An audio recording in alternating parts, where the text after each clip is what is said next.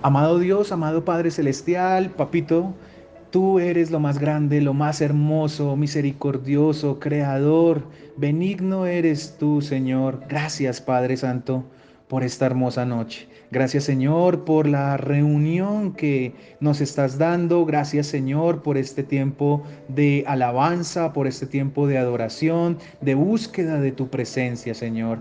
Aquí no queremos que resalte un hombre, una mujer, Señor, o un grupo de personas. No, queremos que tú seas el invitado principal, mi Señor, que por medio de tu Espíritu Santo, Señor, nos guíes. Abre, por favor, nuestro corazón, nuestro entendimiento, Papito Dios, para recibirte a ti, Señor, que no se nos vuelva una carga, por favor, sino que sea un deleite buscar de ti, Señor. Tú has dispuesto de este espacio los lunes, los jueves, Señor, para disfrutar, Señor, de un momento contigo, Señor, de un momento en el que podemos, Señor, reunirnos, así sea por este medio, Señor, con nuestros hermanos, compartir un poco de tu palabra, ser edificados, Señor, consolados y, ¿por qué no, exhortados, Papito Dios, para aprender sobre ti? Señor, primero que todo te quiero pedir perdón por mis pecados, por todo lo malo que pueda haber hecho, Señor, que no te haya gustado durante el transcurso del día, Señor. Mis pensamientos, mis palabras, mis acciones, Papito Dios, las pongo en tus manos, Padre Celestial. Así como tú lavaste los pies de los discípulos, Señor, reflejando que todos los días debíamos presentarnos ante ti puros y limpios, así lo queremos hacer en esta noche. Señor, toma los corazones de mis hermanos, límpialos, Señor, que sus almas estén dispuestas a escucharte, Padre Celestial, no a un hombre, Señor, pecador, Papito Dios, sino que todos nos humillemos ante ti reconociendo que te necesitamos en todo instante. Gracias, gracias y mil gracias, Señor, por este grupo, Señor, que ya lleva más de un año, Papito Dios, buscándote, Padre Celestial. Padre, algunos han ido, algunos han venido, se han de pronto alejado, otros nuevamente entrarán, Señor, pero lo que pedimos es tu misericordia para cada una de sus vidas, Señor. Tanto para los que escuchan este audio, Señor, en un futuro, los que lo harán, también como los que se han tenido que ir, Señor.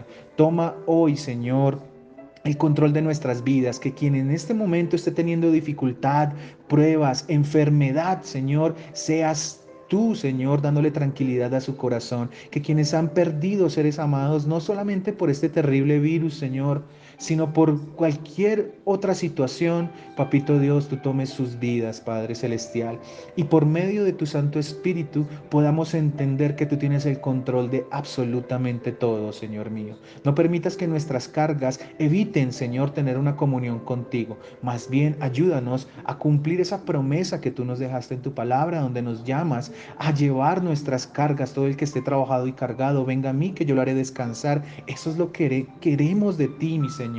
Hoy nos ponemos en pos de ti, Señor, y que esta pequeña enseñanza, Señor, que tú nos traes, sea puesta en los corazones de todos nosotros. En el nombre de Cristo Jesús.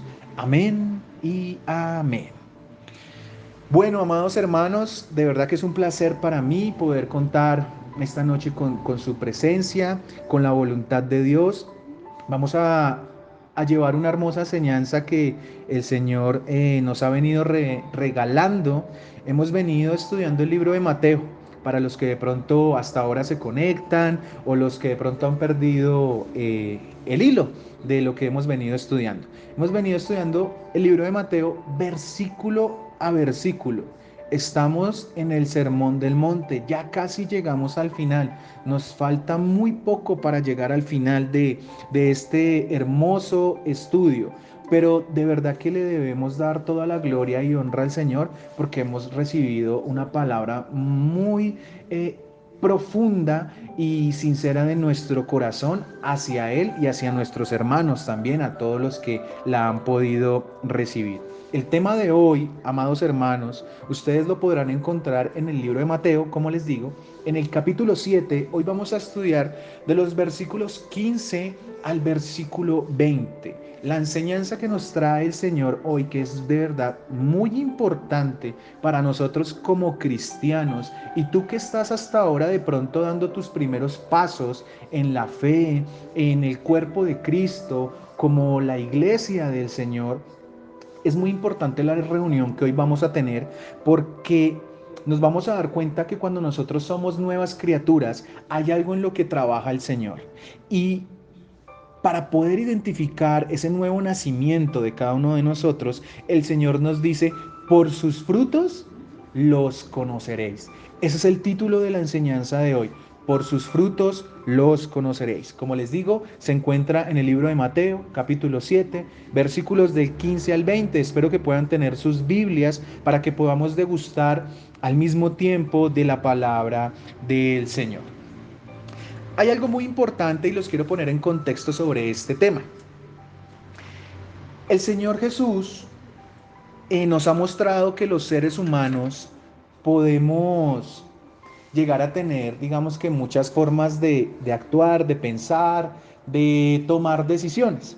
Las últimas enseñanzas siempre el Señor nos ha mostrado dos caminos. Por ejemplo, la enseñanza anterior fue sobre la puerta estrecha, en donde el Señor nos mostraba que nosotros somos libres de decir si vamos por la puerta estrecha, si vamos por ese camino angosto y que ese camino, aunque difícil de transitar, nos llevará a la vida eterna, pero también tenemos otra opción, que es el camino del mundo, esa puerta grandísima, ¿cierto? Ese camino del deleite, del mundo, del pecado, que nos puede llegar a hacer cosas que ni siquiera nos imaginamos, pero cuando está uno en el mundo, definitivamente el control no lo tenemos nosotros, sino lo tiene Satanás. No estoy diciendo que somos poseídos, no me malinterpreten, sino que me refiero a que nuestro padre, y así lo llama la escritura, es Satanás, mientras que si estamos en el camino de Dios, pues nuestro padre es Cristo, es Dios, ¿cierto?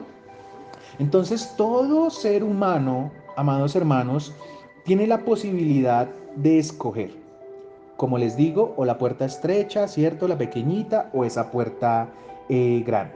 Hoy, con la enseñanza que hoy nos trae el Señor, vamos a ver dos tipos de frutos. Un fruto en el que la persona da cuando el Señor lo compara con un árbol bueno. Y otro fruto cuando el Señor lo compara con un árbol malo.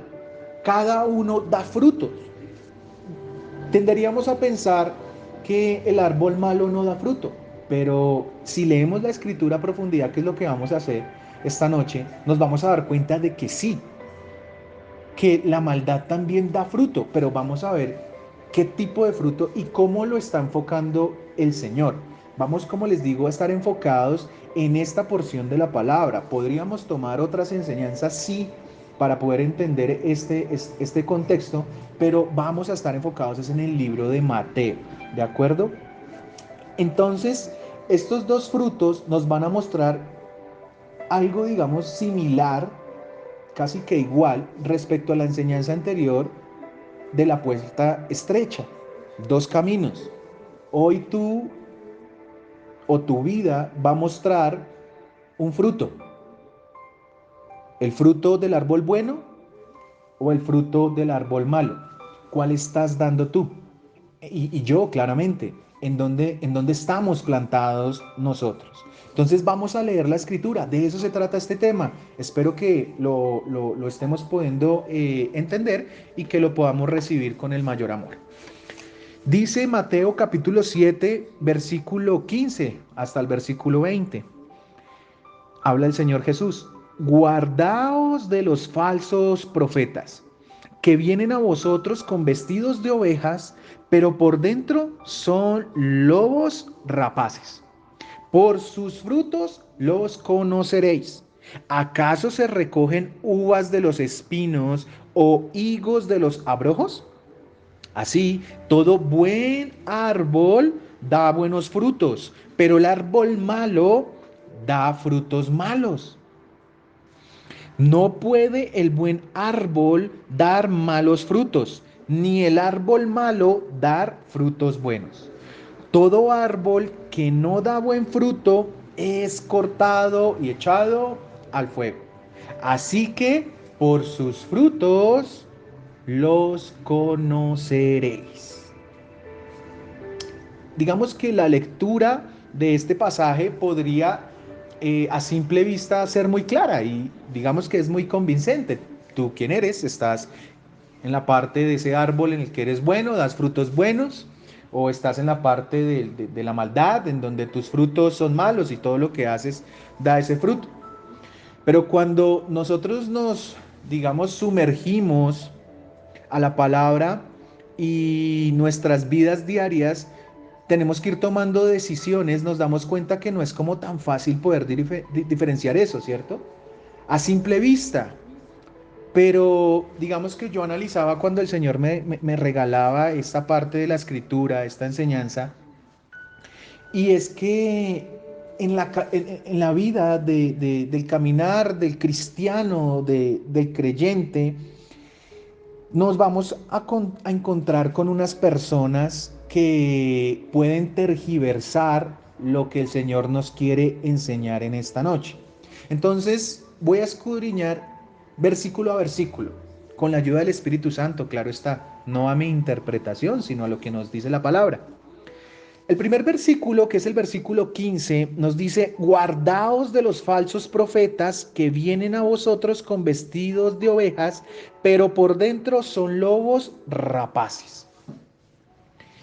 Esto nos debe a nosotros inquietar muchísimo.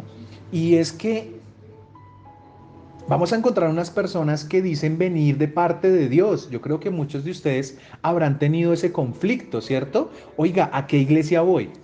¿Será que la iglesia en la que me congrego es una iglesia de sana doctrina? ¿Cómo hago yo para saber si es una iglesia de sana doctrina? ¿Será que lo que yo hago le agrada a Dios? ¿Será que lo que yo predico, digamos que en este caso no porque yo sea un predicador, sino simplemente un siervo del Señor, ¿será que lo que yo digo lo estoy diciendo en mi carne o verdaderamente es del Espíritu? O sea, ¿esta enseñanza la trae verdaderamente Dios o la trae la carne de David? O cuando la da nuestro hermano Alexander, o si en su misericordia lo permite mi esposa, o quien sea que lo dé. ¿Lo está haciendo en el espíritu o en la carne? Porque como vemos, aquí el Señor es muy enfático en que hay unas personas, las cuales él denomina falsos profetas, ¿sí? Que pareciese que viniesen de parte de Dios, pero la verdad es que no vienen de parte de Dios, vienen a cambiar todo y solamente a cumplir el deleite de la carne y sus pretensiones. Pero antes de meterme en esta parte de los falsos profetas como introducción, es importante entender que el Señor Jesucristo en todas las anteriores enseñanzas y por qué fue tan importante estudiar todo el Sermón del Monte, Él describió a un verdadero cristiano.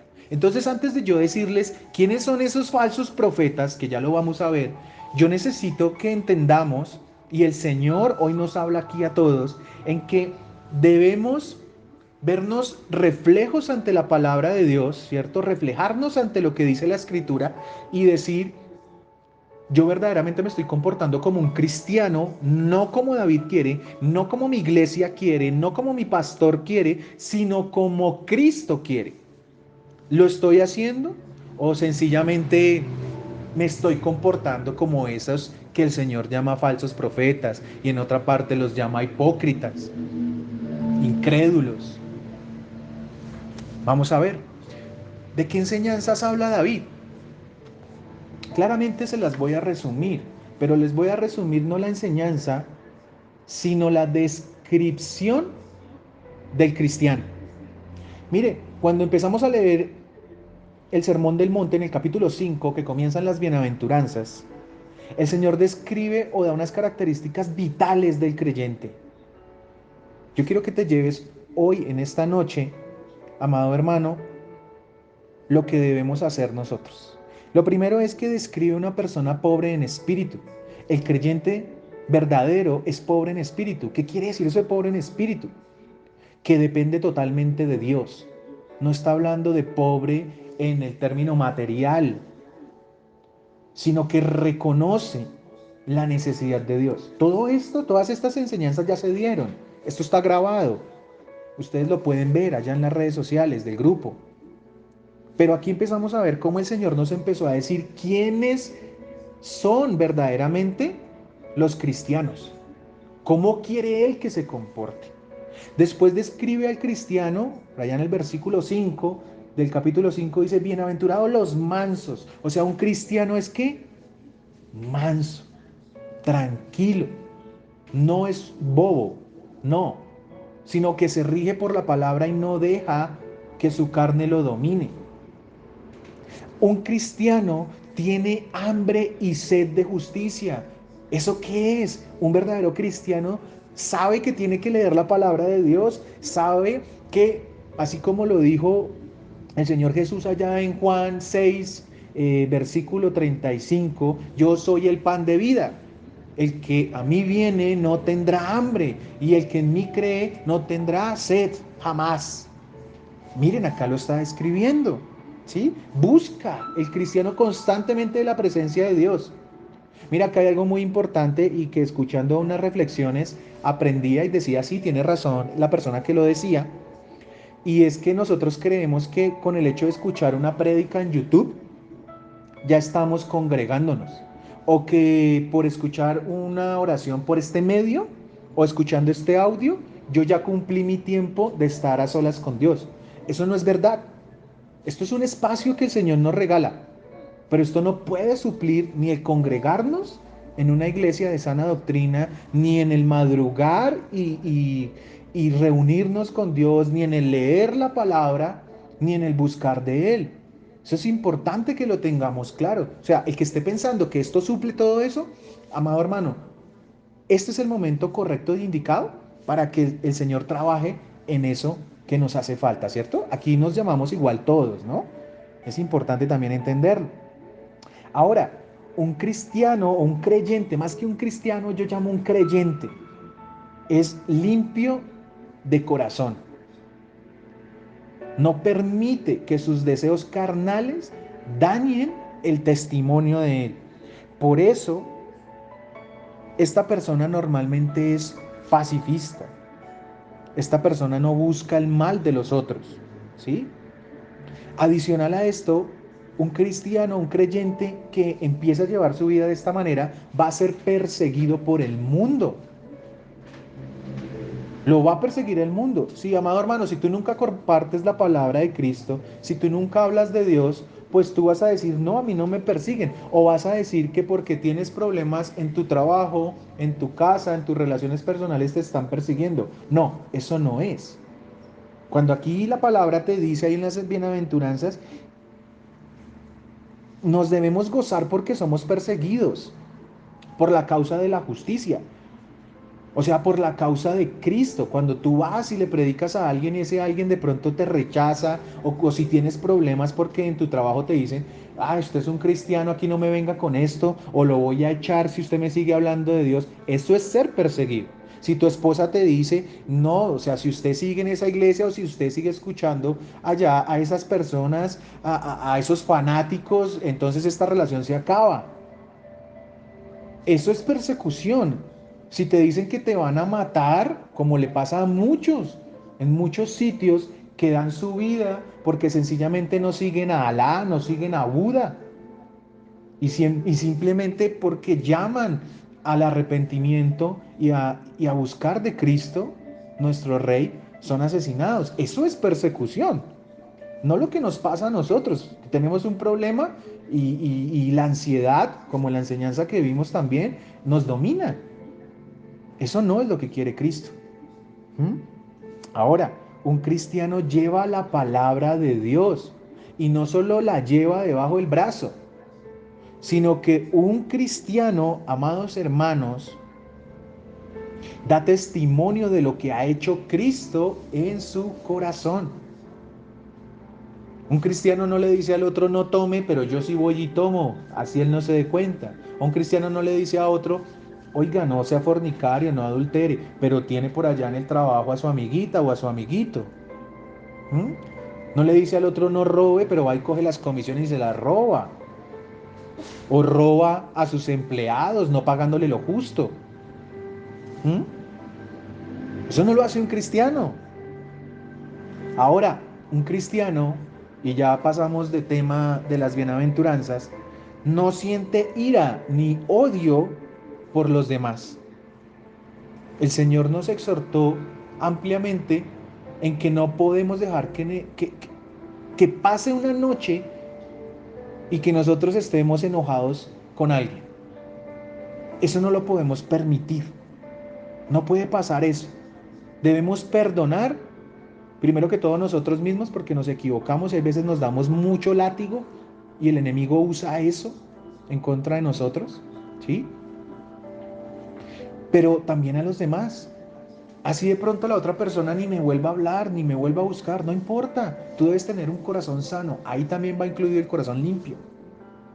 Un cristiano es honesto en todo lo que hace. Un cristiano no pone como condiciones para hacer el bien, ¿sí? Entonces, si mi familia no necesita nada, entonces yo soy honesto. Pero si resulta que mi familia tiene hambre, no tiene que comer, entonces yo voy y robo porque yo necesito darles. No, eso no hace un creyente, así esté muriéndose de hambre, no lo hace. Obviamente hay situaciones muy difíciles, ¿no? Y algunos dirán, pues usted no sabe qué es ver un hijo morirse de hambre. No, pero sí sé que es aguantar hambre. Entonces, ¿por qué tenemos que justificarnos para hacer el mal? Pero cuando los otros hacen el mal, ahí sí me voy en rastra y ahí sí los condeno. ¿Sí? O sea, el cristiano no es hipócrita. Lo que dice lo tiene que hacer. El cristiano siempre le da toda la gloria y honra, y esto es lo más importante. Toda la gloria y honra es para Dios, no es para la persona. Ay, qué bueno ahora yo soy. Ay, ahora eso parezco, mejor dicho, ahora levito. No, tenemos que reconocer que nosotros seguimos siendo pecadores, por supuesto, o si no estaríamos dando por mentiroso a Dios, porque la palabra me dice que no hay justo ni uno solo, ni aún siendo redimido todavía. No lo hay. No hay quien se presente a Dios y que diga yo tengo mis vestiduras blancas porque yo lo hice. No lo hay. Pero debemos darle la gloria y honra a Dios de que Él transformó nuestras vidas, no para que nos envanezcamos, no para que crezca nuestro ego, no, sino para que de pronto otras personas que son incrédulas y que debido al mal testimonio de otros digan, oiga, no, pero mire que Dios, Cristo sí es verdad. De pronto a estos otros fue que no cambiaron su corazón, pero mire que yo vi a tal persona y de verdad que sí, este antes fornicaba, ya no lo hace, antes robaba, ya no lo hace. Y esto aplica en cualquier situación en la que estemos.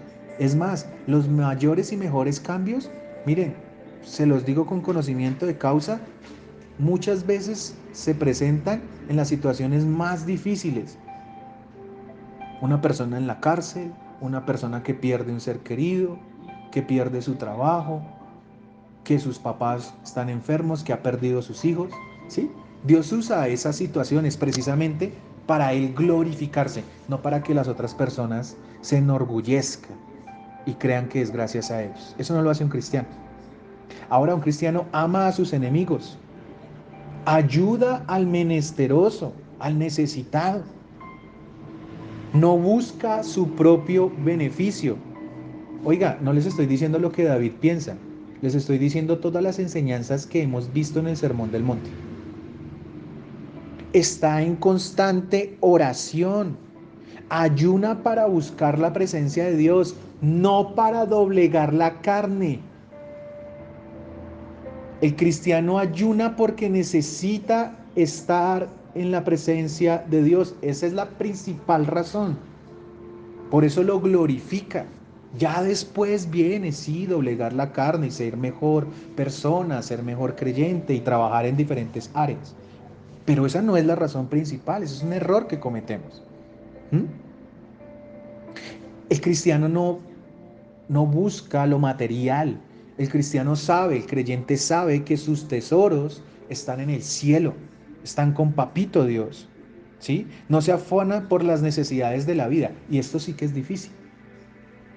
Sí que es difícil. ¿Por qué? Porque no entendemos un versículo por allá en Mateo 6:33 que dice, mas primeramente buscad el reino de Dios y su justicia y todo vendrá por añadidura. No lo entendemos. porque creemos que cuando tenemos un problema y una dificultad se nos acabó el mundo y que Dios no puede arreglar la situación. No tenemos fe ni confianza en Dios. ¿Mm? ¿Qué tampoco hace un cristiano? Un cristiano no juzga cuando sabe que no debe hacerlo, o sea, cuando sabe que él no tiene el mismo pecado. Si yo estoy en pecado, yo cómo, con qué cara te voy a ir a hablar, a exhortarte, a decirte, oye, no hagas esto. No se puede. Es un hipócrita. Ah, pero aprendimos también, ¿sí? Que el creyente sí juzga el pecado para arrepentimiento, no para aplastar al otro. Nosotros debemos juzgar el pecado porque eso lo aprendimos muy bien. Por allá en 1 Corintios 5 nos lo enseñaron también, en donde Pablo juzgó un pecado terrible, ¿no? Un hombre acostándose con la madrastra. Y la iglesia, tranquilita. No, nosotros debemos juzgar el pecado, pero cuando tu vida está en santidad y no para aplastar al otro, sino para que se arrepienta al igual que tú lo hiciste y dejes esa vida de pecado o dejemos esa vida de pecado. Por eso, después de entender esta descripción, fíjense que les acabo de escribir las enseñanzas del Señor Jesucristo en el Sermón del Monte y cómo debe ser un cristiano. Claramente tendremos áreas de las que acabo de decir en las que tenemos que trabajar. Por supuesto que sí. Aquí no hay ni uno solo que diga en todas chulito, chulito, chulito, chulito, chulito, chulito. No, no, claramente que no. Hay áreas en que trabajar. Pero el que permite que Dios vaya trabajando en esas áreas puede cumplir eso que está ya en Mateo 7:7. Fíjese que no me he salido de Mateo. Que donde dice, pero el que pedirá se os dará, el que pida se les dará, buscará y hallará, llamará y se os abrirá. ¿Pero cómo? Si yo he permitido que Dios entre en mi vida. Si yo estoy en pecado, ¿ustedes creen que Dios me va a dar algo de lo que yo le pida? No. En mi carne de pronto, para equivocarme muchísimo más. Pero seguro esa no es la voluntad de Dios. Esa no lo es. Y eso también lo aprendimos. Como les digo, todo esto es lo que hemos aprendido en el Sermón del Monte. Y miren lo importante porque el Señor Jesucristo lo está resumiendo en un versículo, que es el versículo 15 de Mateo 7, diciendo que hay unos lobos rapaces, diciendo que hay unos falsos profetas que no van a dejar que la iglesia crezca. Eso es lo que está diciendo, porque se visten de ovejas. Ahora voy a hablarles, ahora sí, de esos falsos profetas. La palabra es muy explícita, muy explícita. Yo creo que apenas lea esto, no voy a necesitar explicarlo, la verdad, porque es muy claro y lo encontramos en Segunda de Pedro, en el capítulo 2, es todo el capítulo. Por eso no lo voy a explicar. Yo creo que con el solo leerlo es más que suficiente. Pero espero que tengamos nuestros corazones dispuestos para entender la palabra de Dios. Voy a leerlo de la versión Reina Valera. El título allá en segunda de Pedro dice falsos profetas y falsos maestros, lo que está diciendo el Señor Jesucristo. Pero hubo también falsos profetas entre el pueblo, como habrá entre vosotros falsos maestros, que introducirán encubiertamente herejías destructoras y aún negarán al Señor que los rescató. Fíjense, herejías destructoras, atrayendo sobre sí mismos destrucción repentina. O sea, el que lleva eso, el que enseña la mala palabra, lleva la ruina para los otros y para sí mismo. Y muchos seguirán sus disoluciones por causa de los cuales el camino de la verdad será blasfemado. O sea que esos que llevan una palabra que no es, están blasfemando a Cristo. Lo están insultando. Dice el versículo 3, y por avaricia, miren, avaricia harán mercadería de vosotros con palabras fingidas por mercadería, por plata. Sobre los tales ya de largo tiempo la condenación no se tarda y su perdición no se duerme. Porque si Dios no perdonó a los ángeles que pecaron, sino que arrojándolos al infierno los entregó a prisiones de oscuridad para ser reservados al juicio, y si no perdonó al mundo antiguo, sino que guardó a Noé, pregonero de justicia, con otras 7 personas, trayendo el diluvio sobre el mundo de los impíos, y si condenó por destrucción a las ciudades de Sodoma y de Gomorra, reduciéndolas a ceniza, y poniéndolas de ejemplo a los que habían de vivir impíamente, y libró al justo Lot, abrumado por la nefanda conducta de los malvados, porque este justo que moraba entre ellos afligía cada día su alma justa, viendo y oyendo los hechos inicuos de ellos. Fíjense qué le pasa a un creyente cuando tiene que convivir con personas que se la pasan pecando, ¿cierto? O sea, se aflige. ¿Sabe el Señor librar de tentación a los piadosos y reservar a los injustos para ser castigados en el día del juicio? Y mayormente a aquellos que siguiendo la carne andan en concupiscencia e inmundicia, concupiscencia, deseos de la carne, y desprecian el señorío, atrevidos y contumaces, no temen decir mal de las potestades superiores, mientras que los ángeles que son mayores en fuerza y en potencia no pronuncian juicio de maldición contra ellas delante del Señor. Pero estos, hablando mal de cosas que no entienden, como animales irracionales, nacidos para presa y destrucción, perecerán por su propia perdición. Mire lo que dice estos falsos profetas: van a perecer por ellos mismos, no por Dios, sino porque ellos mismos se llevarán por ahí el camino, ¿qué? Amplio, grande. Versículo 13, recibiendo el galardón de su injusticia, ya que tienen por delicia el gozar de deleites cada día. Estos son inmundicias y manchas, quienes aún mientras comen con vosotros se recrean en sus errores, tienen los ojos llenos de adulterio, no se sacian de pecar, seducen a las almas inconstantes, tienen el corazón habituado a la codicia y son hijos de maldición. Han dejado el camino recto y se han extraviado siguiendo el camino de Balaán, hijo de Beor, el cual amó el premio de la maldad y fue reprendido por su iniquidad, pues una muda bestia de carga, hablando con voz de hombre, refrenó la locura del profeta. Aquí está citando el libro de Números, en el capítulo 22, del 4 al 35. Versículo 17, estos son fuentes sin agua, o sea, estos falsos profetas, y nubes empujadas por la tormenta, para los cuales la más densa oscuridad está reservada para siempre. Pues hablando palabras infladas y vanas, seducen con concupiscencias de la carne y disoluciones a los que verdaderamente habían huido de los que viven en error. Les prometen libertad. Miren lo que esos predicadores les prometen libertad y son ellos mismos esclavos de corrupción. Porque el que es vencido por alguno es hecho esclavo del que lo venció. Ciertamente, si habiéndose ellos escapados de las contaminaciones del mundo por el conocimiento del Señor y Salvador Jesucristo, enredándose otra vez en ellas, son vencidos, su postrer estado viene a ser peor que el primero, porque mejor les hubiera sido no haber conocido el camino de la justicia, que después de haberlo conocido, volverse atrás del santo mandamiento que les fue dado, pero les ha acontecido lo del verdadero proverbio: el perro vuelve a su vómito y la puerca lavada a revolcarse en el cielo. Es un capítulo extenso, pero es muy claro. Hay cosas más profundas y doctrinales que podríamos estudiar, sí, pero lo importante es lo que describe aquí al falso profeta: personas mentirosas, personas que buscan la maldad, y estas personas ya tienen su destino dado.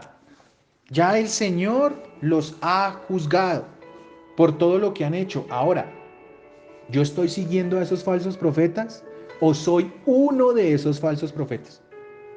Hace unos meses nosotros estudiamos esta parte, cuando estudiamos las sectas.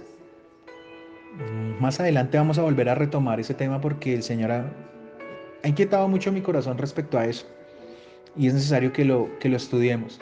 Pero es importante entender, amados hermanos, que el que sigue a un falso profeta no tiene excusa, va a tener la misma condición que él, o sea, el pecado. No va a poder decirle al Señor Jesucristo, es que yo no sabía. ¿Cómo que no? Tú tienes la palabra, tú sabías leer, no eras analfabeta. Sabías leer. Y el que es analfabeta, seguro el Señor mandó a alguien para que le predicara, con toda seguridad. Entonces vemos que no es tan sencillo, ¿cierto? El hecho de que yo digo y me lavo las manos y yo no sabía, mejor no leo la palabra. No, esto nos tiene que reconvenir, es a que estudiemos la palabra. Vuelvan y lean este capítulo 2 de Segunda de Pedro e interiorícenlo para que el Señor nos muestre verdaderamente lo que Él no quiere que seamos. Ya vimos lo que sí, que es toda la enseñanza del Sermón del Monte. Ahora nos dice que no quiere que seamos, ¿cierto? Sigue el versículo 16 de Mateo 7 para terminar con la enseñanza. Por sus frutos los conoceréis. ¿Acaso se recogen uvas de los espinos o higos de los abrojos? Así todo buen árbol da buenos frutos, pero el árbol malo da frutos malos. Miren, amados hermanos, cuando nosotros estamos en la presencia de Dios, nuestros frutos es todo lo que acabamos de leer anteriormente del Sermón del Monte. Esos son nuestros frutos. Si yo estoy viviendo en comunión con Dios, yo voy a buscar siempre hacer lo bueno. No estoy diciendo que vamos a ser perfectos, no. Vamos a tener errores, sí. Pero no vamos a estar en esa búsqueda del pecado como normalmente se está cuando se está en el mundo, en el que era un deleite. Uy, hoy es viernes, vamos a tomar, vamos a ver con quién me acuesto. Uy, se me presentó esta comisión. Uy, bendito. Y lo peor es que decimos, bendito sea Dios, que se me presentó la oportunidad de robar. Increíble. Pero lo hacemos. Ah, bendito sea Dios que llegó este fin de semana, llegó Semana Santa y voy a descansar. ¿Y cuántos de nosotros de verdad buscamos a Dios? Decimos que es una Semana Santa, aunque para mí todos los días son santos, pero verdaderamente buscamos de Dios. Ahora, ya pasó la Semana Santa, una semana después, y pregunto, ¿cuántos hemos leído la palabra? ¿Cuántos hemos buscado de Dios? O sea, ¿cuáles son los frutos que estoy dando? ¿Mi fruto era una semana, era un día? ¿O debe ser todos los días? Vuelvo y digo, no es perfección. Eso demanda a Dios, santidad. Pero somos humanos, nos equivocamos. Por eso necesitamos de Él. Por eso necesitamos que el Señor lave nuestros pies absolutamente todos los días, porque nos equivocamos. Por eso dice el versículo 18, no puede el buen árbol dar malos frutos, ni el árbol malo dar frutos buenos. Miren, es imposible que una persona que tiene a Cristo en su corazón verdaderamente esté cometiendo los pecados que acabamos de ver en segunda de Pedro. O sea, eso no pasa, porque si no esa persona no ha nacido de nuevo. Por eso dice una persona que sigue el camino de Cristo, que es ese árbol, pues dé frutos de santidad, de que verdad ha sido una persona renovada por el Espíritu Santo. Si no, pues este es el momento, arrepintámonos, pidámosle perdón al Señor. Vuelvo y digo, esto no es para juzgar. De pronto tú me estás escuchando y estás diciendo, no, yo todavía no he nacido de nuevo. Este es el día. Hoy es el día. ¿Para qué? Para que no te pase lo que dice en el versículo 19. Todo árbol que no da buen fruto, o sea, el árbol malo, es cortado y echado en el fuego. ¿Qué quiere decir eso? El infierno. Si tú sigues el camino del mal, de la maldad, si tú no te arrepientes, así tú digas, es que yo no mato a nadie, yo no robo a nadie, yo en teoría soy bueno, pues mentiroso el diablo, porque el que no tiene a Cristo en su corazón no ha sido justificado. Y el que es justificado es el que aún siendo pecador, Cristo lo lavó, lo limpió y reconoce que Cristo dio su vida en la cruz por él, para que ahora siga una vida de ¿qué? De limpieza, de pureza, de santificación. Santo quiere decir apartado. Eso quiere decir, ¿apartado para quién? Para Cristo, para Cristo. Pero miren algo importante que nos dice, ya voy terminando, Lucas 6, 45. Esto sí que es importante, que es el libro paralelo o el pasaje paralelo a lo que estamos aprendiendo de Mateo 7:15 en adelante. Dice Lucas 6:45. El hombre bueno del buen tesoro de su corazón saca lo bueno. Y el hombre malo del mal tesoro de su corazón saca lo malo. Porque de la abundancia del corazón habla la boca.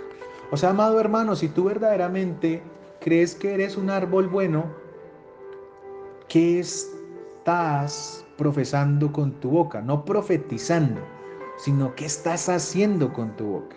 ¿Qué hay en tu corazón? ¿Qué hay en tu actuar del día a día? Porque es imposible que un árbol, por ejemplo, o un fruto de naranja, si lo oprimimos, me dé una manzana. O viceversa. O sea, no es posible que lo hagamos. Eso no puede pasar. Una manzana no me puede dar a mí eh, jugo de naranja. Eso no pasa. Y eso pasa también con la persona que sigue a Cristo. El que sigue a Cristo verdaderamente lo sigue a Él. Por eso después dice, así que por sus frutos los conoceréis. ¿Por qué? Porque hay algo que le pasa a las personas y que normalmente no se dan cuenta, y con esto termino. El profeta Juan, el profeta sí, porque también profetizó, pero el apóstol Juan, allá en la epístola primera de Juan, en el capítulo 2, en los versículos 19 al 20, miren lo que dice respecto a estos falsos profetas y a los que de pronto parecemos ser, pero no somos. Versículo 19, salieron de nosotros, pero no eran de nosotros, porque si hubiesen sido de nosotros, habrían permanecido con nosotros, pero salieron para que se manifestase que no todos son de nosotros. Pero vosotros tenéis la unción del Espíritu Santo y conocéis todas las cosas. Muchos vendrán a decirte que vienen de parte de Dios, pero no es verdad. Tienen una fachada. Hoy el Señor quiere que descubramos nuestro velo, que nos quitemos esa máscara que podemos llegar a tener. Yo no quiero hoy que me digas o le digas a una persona, sí, yo soy malo, soy perverso. Gloria a Dios si lo puedes hacer. Pero lo importante es que hoy con esta enseñanza nos demos cuenta de la necesidad del arrepentimiento. Entonces tú, si lo necesitas, acompáñame con esta corta oración. Señor Jesucristo, Padre Celestial, Creador del universo, yo te reconozco como mi Señor y Salvador. Reconozco, Padre Celestial, que soy un pecador, que he hecho lo malo delante de tus ojos, que he sido un mentiroso, que he sido un fornicario, que no me he casado, Señor, que tuve mis hijos en desobediencia, que les he dejado, Señor, maldiciones sin saberlo, y que no te he pedido que por favor las cortes. Señor, perdóname cada vez que injurio tu nombre, Señor. Perdona mi maldad, Papito Dios. Por eso hoy, Señor Jesucristo, te reconozco como mi Señor y Salvador. Para que cambies mi vida, para que me perdones, Señor. Para que en tu misericordia trabajes, Señor, en mi familia y podamos tener una vida conforme a la que tú quieres, Padre Celestial. Señor, escribe mi nombre en el libro de la vida y no lo borres de ahí jamás, mi Señor. En el nombre de Cristo Jesús. Amén y amén.